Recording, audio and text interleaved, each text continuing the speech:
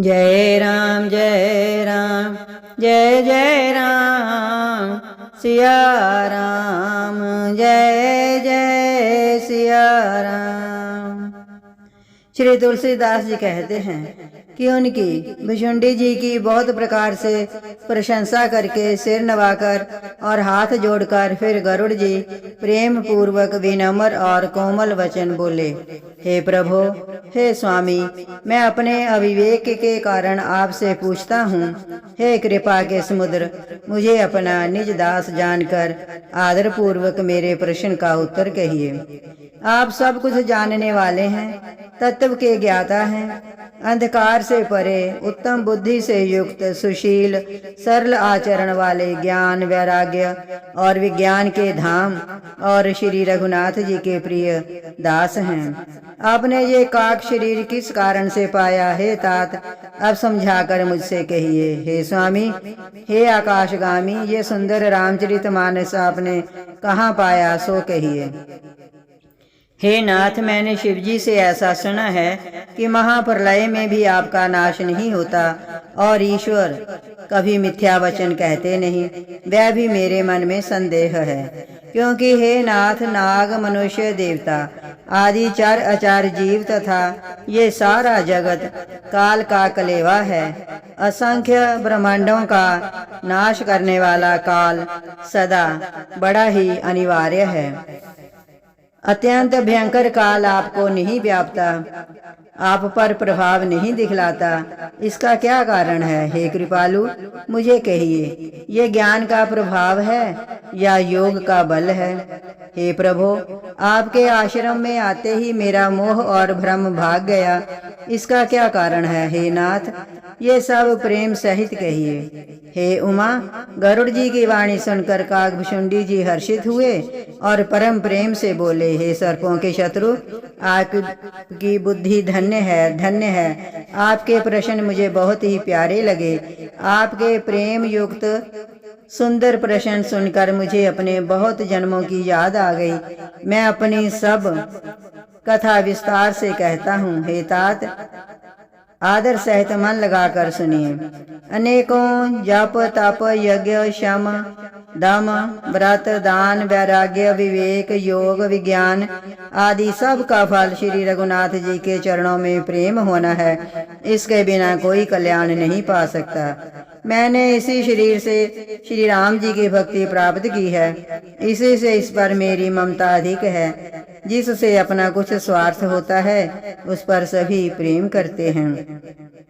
हे गरुड़ जी, वेदों में मानी हुई ऐसी नीति है और सज्जन भी कहते हैं कि अपना परम हित जानकर अत्यंत नीच से भी प्रेम करना चाहिए। रेशम कीड़े से होता है, उससे सुंदर रेशमी वस्त्र बनते हैं। इसी से उस परम अपवित्र कीड़े को भी सब कोई प्राणों के समान पालते हैं। जीव के लिए सच्चा स्वार्थ यही है कि मन वचन और कर्म से श्री राम जी के चरणों में प्रेम हो। वही शरीर पवित्र और सुंदर है जिस शरीर को पाकर श्री रघुवीर जी का भजन किया जाए। जो श्री राम जी के विमुख हैं, वे यदि ब्रह्मा जी के समान शरीर पा जाएं, तो भी कवि और पंडित उसकी प्रशंसा नहीं करते। इसी शरीर से मेरे हृदय में राम भक्ति उत्पन्न हुई। इसी से हे स्वामी, ये मुझे परम प्रिय है। मेरा मरण अपनी इच्छा पर है, परंतु फिर भी मैं ये शरीर नहीं छोड़ता, क्योंकि वेदों ने वर्णन किया है कि शरीर के बिना भजन नहीं होता। पहले मोह ने मेरी बड़ी दुर्दशा की। श्री राम जी के विमुख होकर मैं कभी सुख से नहीं सोया। अनेकों जन्मों में मैंने अनेकों प्रकार के योग जप तप यज्ञ और दान आदि कर्म किए। हे गरुड़ जी, जगत में ऐसी कौन योनि है जिसमें मैंने घूम फिर कर जन्म ना लिया हो। हे गुसाई, मैंने सब कर्म करके देख लिए, पर अब इस जन्म की तरह मैं कभी सुखी नहीं हुआ। हे नाथ, मुझे बहुत से जन्मों की याद है, क्योंकि श्री शिव जी की कृपा से मेरी बुद्धि को मोह ने नहीं घेरा। हे पक्षीराज, सुनिए, अब मैं अपने प्रथम जन्म के चरित्र कहता हूँ, जिन्हें सुनकर प्रभु के चरणों में प्रीति उत्पन्न होती है, जिससे सब क्लेश मिट जाते हैं। हे प्रभु, पूर्व के एक कल्प में पापों का मूल युग कलयुग था, जिसमें पुरुष और स्त्री सभी अधर्म परायण और वेद के विरोधी थे। उस कलयुग में मैं अयोध्यापुरी में जाकर शूद्र का शरीर पाकर जन्मा। मैं मन, वचन और कर्म से शिव जी का सेवक और दूसरे देवताओं की निंदा करने वाला अभिमानी था। मैं धन के मद से मतवाला, बहुत ही बकवादी था। मेरे हृदय में बड़ा भारी दंभ था। यद्यपि मैं श्री रघुनाथ जी की राजधानी में रहता था, तथापि मैंने उस समय उसकी महिमा कुछ भी नहीं जानी। अब मैंने अवध का प्रभाव जाना। वेद शास्त्र और पुराणों ने ऐसा गाया है कि किसी भी जन्म में जो कोई भी अयोध्या में बस जाता है, वह अवश्य ही श्री राम जी के परायण हो जाएगा। अवध का प्रभाव जीव तभी जानता है जब हाथ में धनुष धारण करने वाले श्री राम जी उसके हृदय में निवास करते हैं। हे गरुड़ जी, वे कलिकाल बड़ा कठिन था। उसमें सभी नर नारी पाप परायण थे। कलयुग के पापों ने सब धर्मों को ग्रस लिया। सदग्रंथ लुप्त हो गए। दंभियों ने अपनी बुद्धि से कल्पना कर करके बहुत से पंथ प्रकट कर दिए। सभी लोग मोह के वश हो गए। शुभ कर्मों को लोभ ने हड़प लिया। हे ज्ञान के भंडार, हे श्री हरि के वाहन, सुनिए। अब मैं कली के कुछ धर्म कहता हूँ। कलयुग में ना वर्ण धर्म रहता है, ना चारों आश्रम रहते हैं। सब पुरुष स्त्री वेद के विरोध में लगे रहते हैं। ब्राह्मण वेदों के बेचने वाले और राजा प्रजा को खा डालने वाले होते हैं। वेद की आज्ञा कोई नहीं मानता। जिसको जो अच्छा लग जाए वही मार्ग है। जो डींग मारता है वही पंडित है। जो मिथ्या आरंभ करता है और जो नभ में रत है, उसी को सब कोई संत कहते हैं। जो दूसरे का धन हरण कर ले वही बुद्धिमान है।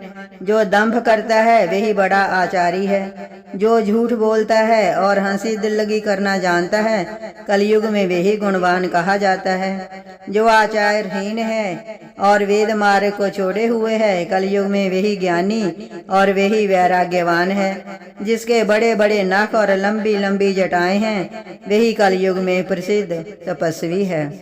जो अमंगल वेश और अमंगल भूषण धारण करते हैं और भक्ष्य अभक्ष्य सब कुछ खा लेते हैं, वे ही योगी हैं, वे ही सिद्ध हैं और वे ही मनुष्य कलयुग में पूज्य हैं। जिनके आचरण दूसरों का अपकार करने वाले हैं, उन्हीं का बड़ा गौरव होता है और वे ही सम्मान के योग्य होते हैं।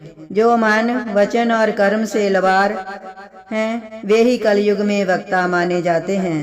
हे गोसाई, सभी मनुष्य स्त्रियों के विशेष वश में हैं और बाजीगर के बंदर की तरह नाचते हैं। ब्राह्मणों को शूद्र ज्ञानोपदेश करते हैं और गले में जनेऊ डालकर कुत्सित दान लेते हैं। सभी पुरुष काम और लोभ में तत्पर और क्रोधी होते हैं।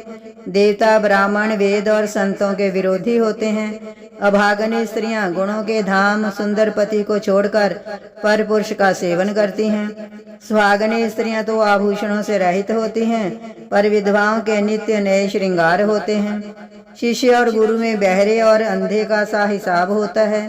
एक गुरु के उपदेश को सुनता नहीं, एक देखता नहीं। जो गुरु शिष्य का धन हरण करता है पर शोक नहीं हरण करता, वह घोर नरक में पड़ता है। स्त्री पुरुष ब्रह्म ज्ञान के सिवा दूसरी बात नहीं करते, पर वे लोभवश कौड़ियों के लिए ब्राह्मण और गुरु की हत्या कर डालते हैं। शूद्र ब्राह्मणों से विवाद करते हैं कि हम क्या तुमसे कुछ कम हैं। जो ब्रह्म को जानता है वही श्रेष्ठ ब्राह्मण है। वे उन्हें डांटकर आंखें दिखलाते हैं। जो पराई स्त्री में आसक्त, कपट करने में चतुर और मोह, द्रोह और ममता में लिपटे हुए हैं, वे ही मनुष्य अभेदवादी ज्ञानी हैं। मैंने उस कलयुग का चरित्र देखा। वे स्वयं तो नष्ट हुए ही रहते हैं। जो कहीं सन्मार्ग का प्रतिपालन करते हैं, उनको भी वे नष्ट कर देते हैं। जो तर्क करके वेद की निंदा करते हैं, वे लोग कल्प कल्प भर एक एक नरक में पड़े रहते हैं। तेली, कुम्हार, चंडाल, भील, कोल और कलवार आदि जो वर्ण में नीचे हैं, स्त्री के मरने पर अथवा घर की संपत्ति नष्ट हो जाने पर सिर मुंडाकर सन्यासी हो जाते हैं।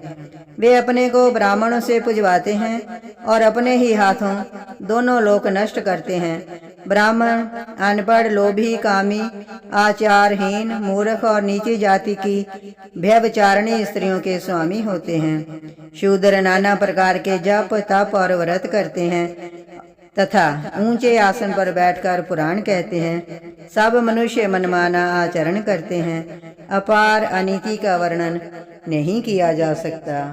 जय राम जय राम, जय जय राम, सिया राम जय जय